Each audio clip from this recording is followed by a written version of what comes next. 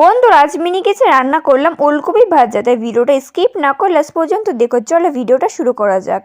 তোমরা সবাই কেমন আছো? আশা করি সবাই খুব ভালো আছো।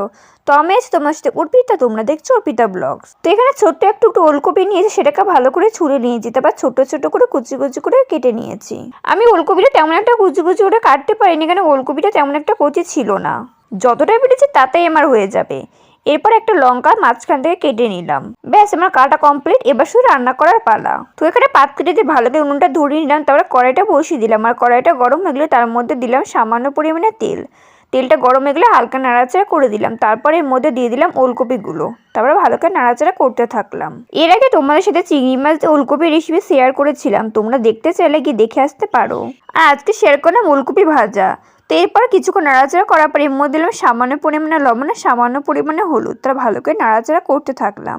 আমি লঙ্কাটা এখন দেবো না, এখন একটু ভালো করে নাড়াচাড়া করে ওলকপিটা কিছুক্ষণ ভেজে নেব। বন্ধুরা তোমরা কে কোথা থেকে ভিডিওটা দেখছো অবশ্যই আমাকে কমেন্ট করে জানিও, তাহলে আমার খুব ভালো লাগবে। বেশ কিছুক্ষণ নাড়াচাড়া করার পর এর মধ্যে আমি দিয়ে দিলাম কেটে রাখা লঙ্কা। তার ভালো করে নাড়িয়ে চেড়ে ওলকপিটা ভেজে নিলাম। বন্ধুরা তোমরা এখন যা চ্যানেলটি সাবস্ক্রাইব করেন তারা ভিডিওতে লাইক করে চ্যানেলটা সাবস্ক্রাইব করে দিও। পাশে থাকা বেল আইকনটিকে অবশ্যই প্রেস করো, যাতে পরবর্তী নোটিফিকেশন সবার আগে তোমার কাছে পৌঁছায়। ওলকপি রান্না করতে সবাই খেয়েছো, কিন্তু এইভাবে ওলকপি ভাজা করে খেয়েছো? না খেতে গেলে অবশ্যই বাড়িতে একবার ট্রাই করো। আর কেমন খেতে হয়েছিল আমাকে কমেন্ট করে জানিও। আশা করো তোমাদের কাছে খুব ভালো লাগবে। আমিও কিন্তু মাঝে মধ্যে এরকম ভাজা করে খাই, আমার কাছে খুবই ভালো লাগে। আমি বেশ কিছুক্ষণ নাড়াচাড়া করার পর এর মধ্যে দিলাম সামান্য পরিমাণে জল। তার ভালো করে নাড়াচাড়া করতে থাকলাম। যেহেতু ওলকপিটা সিদ্ধ হতে হবে এর জন্য সামান্য পরিমাণে জল দিয়েছিলাম। আর ওলকপিটা না আমার একটু বেশি বড় বড় করে কাটা হয়ে গেছে, তাই সিদ্ধ করার জন্য সামান্য পরিমাণে জল দিয়েছিলাম। আমি কিন্তু মাঝে কিছুক্ষণের জন্য ঢেকে দিয়েছিলাম যাতে একটু ভালোভাবে সিদ্ধ হয়ে যায়। তারপর ঢাকনা তুলে ভালো করে নাড়াচাড়া করতে থাকলাম। তোমরা কিন্তু ওলকপিটা একদম কুচি কুচি করে কাটবে, তাহলে না জল দেওয়া লাগবে না। তেলের পরিমাণটা একটু বেশি দেবে, কারণ ভাজার ক্ষেত্রে তেল একটু বেশিই লাগে। আর আমি সবসময় অল্প তেলে রান্না করি, তাই আজকে আমি তেলের পরিমাণটা খুবই অল্প দিয়েছি। আমার ওলকপিটা কিন্তু অনেকটাই সিদ্ধ হয়ে গেছে, আর যে অতিরিক্ত পরিমাণে জলটা ছিল সেটা কিন্তু টেনে গেছে।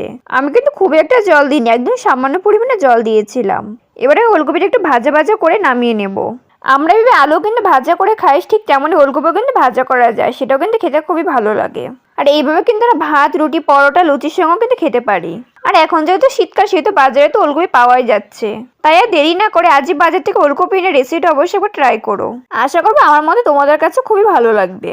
আমি কিন্তু বেশ কিছুক্ষণ নাড়িয়ে চেড়ে ওলকপিটা ভালো করে ভেজে নিয়েছি, এবার শুধু নামিয়ে নিলে হয়ে গেল। তো বন্ধুরা আজকের রেসিপি তোমাদের কাছে কেমন লাগলো অবশ্যই আমাকে কমেন্ট করে জানিও। আর ভিডিওতে একটা লাইক করে চ্যানেলটা সাবস্ক্রাইব করার পাশে থেকো। আজকের ভিডিওটা এই পর্যন্ত, দেখা হয় পরবর্তী ভিডিওতে। ততক্ষণ পর্যন্ত সবাই সুস্থ থেকো, ভালো থেকো, বাই।